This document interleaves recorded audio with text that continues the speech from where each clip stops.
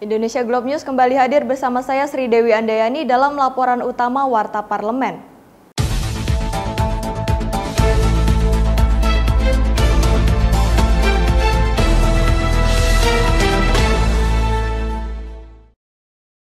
Wakil Ketua DPR RI Aziz Syamsuddin mengatakan revisi Undang-Undang Nomor 7 Tahun 2017 tentang Pemilu penting untuk dilakukan. Aziz menilai revisi Undang-Undang Pemilu dilakukan untuk memastikan kesiapan penyelenggaraan pemilu serentak pada tahun 2024. Sejumlah fraksi di DPR meminta revisi Undang-Undang Pemilu ditunda dikarenakan mereka menilai keserentakan pilkada, pileg, dan pilpres pada 2024 akan sulit dilakukan terutama oleh penyelenggara pemilu. Wakil Ketua DPR RI Aziz Syamsuddin sebelumnya mengatakan revisi Undang-Undang Nomor 7 Tahun 2017 tentang Pemilu penting untuk dilakukan. Aziz menilai RUU Pemilu dilakukan untuk memastikan kesiapan penyelenggaraan pemilu serentak 2024. Dengan adanya sejumlah fraksi yang meminta agar RUU Pemilu untuk tidak dilanjutkan, Aziz mengatakan, jika memang semua fraksi menyepakati, maka revisi Undang-Undang Pemilu itu akan di-drop dari program legislasi nasional 2021. Lebih lanjut, ia mengungkap sejauh ini DPR masih menunggu sikap resmi dari para fraksi di DPR. Jika nantinya RUU Pemilu ini akan di-drop, maka daftar prolegnas akan dikembalikan ke Badan Legislasi. Ya, kalau semua fraksi menyepakati untuk mendrop dalam shortlist prolegnas, tentu DPR akan mendrop dari shortlist, sehingga pertimbangan untuk RUU Pemilu itu juga dilihat dari situasi pandemi, situasi sekuen pembahasan dan lain sebagainya. Dan undang-undang ini kan yang 17 ini kan belum pernah dilaksanakan, untuk kita laksanakan di tahun 2024. Sejauh ini pembahasan dengan fraksi-fraksi gimana, Pak? Sejauh ini dengan fraksi-fraksi kita menunggu surat resmi dari fraksi-fraksi, yaitu walaupun di media kan sudah kita lihat, tapi kan lembaga DPR menunggu surat fraksi untuk mendrop itu di shortlist daripada RUU Pemilu. Tentu mendrop ini kan kita harus kembalikan lagi ke Badan Legislasi. Badan Legislasi nanti yang akan melakukan perbaikan, kemudian mengirim suratnya ke pimpinan DPR lagi.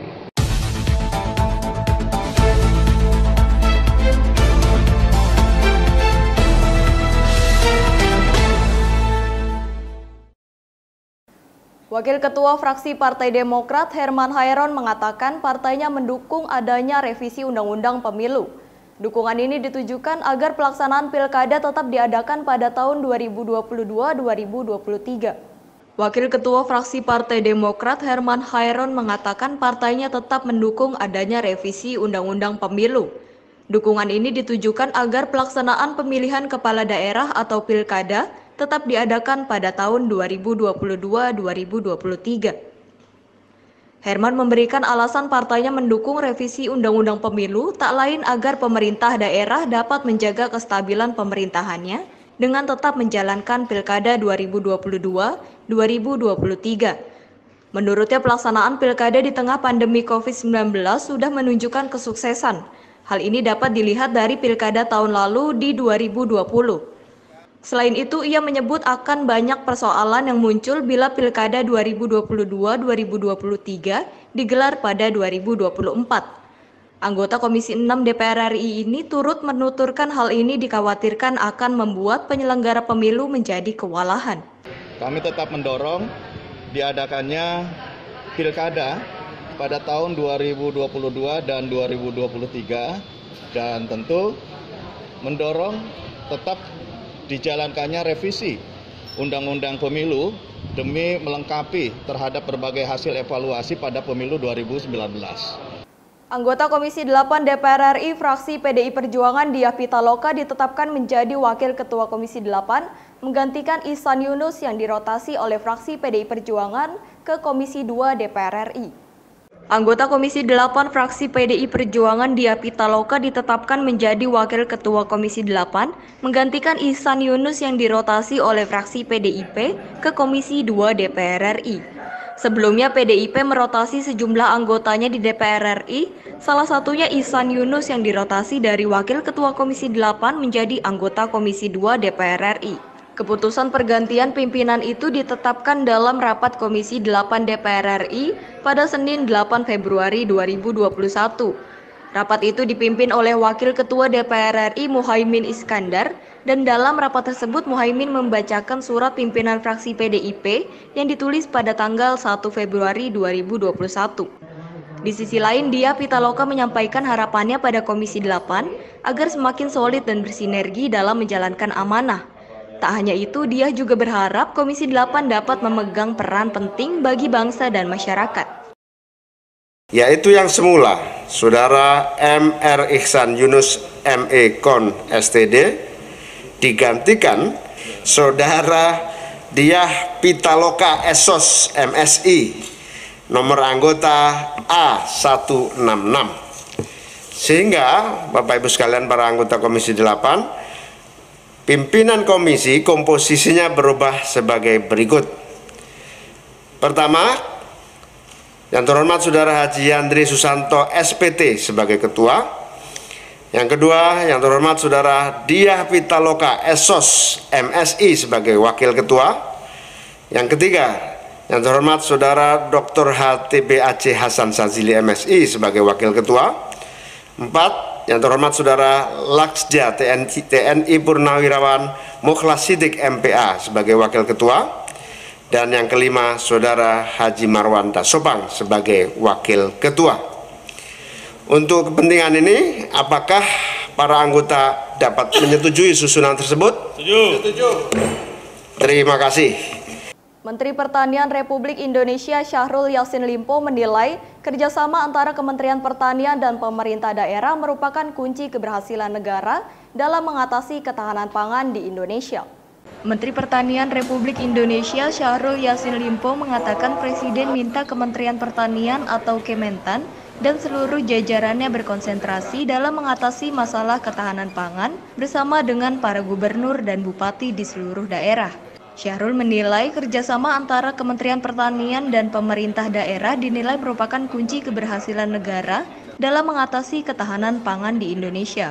Menurutnya, dari data pada tahun 2020, Kementan menunjukkan kinerja yang sangat baik mengenai security food, dan hal itu harus dipertahankan pada tahun 2021.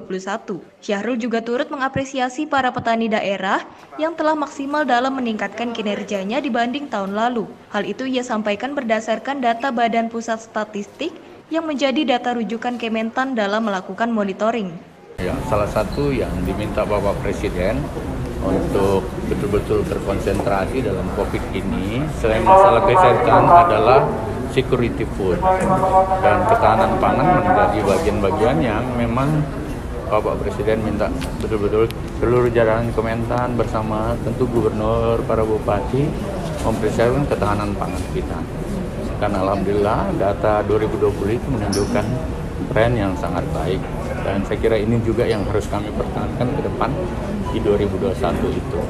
Ada bantuan dari teman-teman petani yang harus diapresiasi juga, Pak? Saya kira yang paling penting diapresiasi sebagai pahlawan, sebagai yang berjuang adalah petani dengan segala semangat yang mereka miliki, pantang menyerah menghadapi situasi yang ada. Alhamdulillah mereka maksimal dan bahkan memperlihatkan tren kerja yang meningkat dibandingkan tahun lalu. Dan data BPS itulah yang menjadi data rujukan kita. Ada yang harus dipertahankan atau ditingkatkan tidak sih Pak untuk di 2021? Saya kira kerjasama yang paling penting antara pemerintah daerah sampai di tingkat desa dan kecamatan itu oleh para bupati, para gubernur menjadi kata kunci. Presiden meminta kami mengasistensi maksimal dan melakukan monitoring khususnya pada daerah-daerah defisit yang harus membutuhkan konsentrasi yang ada. Dewan Perwakilan Rakyat Republik Indonesia menggelar rapat paripurna penutupan masa sidang ketiga tahun 2020-2021 di Gedung Parlemen Senayan, Jakarta. Tercatat sebanyak 260 anggota hadir secara virtual dan 105 anggota hadir secara fisik, sedangkan 12 anggota lainnya tidak hadir. DPR hari ini menggelar rapat paripurna penutupan masa persidangan 3 tahun sidang 2020-2021 di Gedung Parlemen Senayan, Jakarta.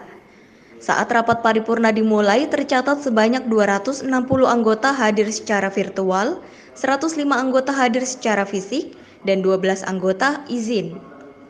Rapat paripurna ini dipimpin langsung oleh Wakil Ketua DPR RI Sufmi Dasko Ahmad dengan menerapkan protokol kesehatan COVID-19. Adapun pimpinan DPR yang hadir adalah Puan Maharani, Aziz Syamsuddin, Rahmat Gobel, dan Muhaimin Iskandar. Ia mengucapkan rasa syukur kepada Tuhan karena selama masa rapat sebelumnya berjalan dengan lancar. Selain itu, dia juga menutup rapat paripurna DPR dengan mengetuk palu sebanyak 3 kali yang menandakan berakhirnya rapat sidang itu. Setelah rapat paripurna hari ini, DPR memasuki masa reses masa persidangan 3 tahun sidang 2020-2021. Seluruh anggota DPR akan kembali ke daerah pemilihan dan menemui masyarakat untuk menyerap aspirasi dan menyosialisasikan kinerja mereka. Maka perkenankan kami menutup rapat paripurna ini dan mengucapkan alhamdulillahirrahmanirrahim. Wassalamualaikum warahmatullahi wabarakatuh.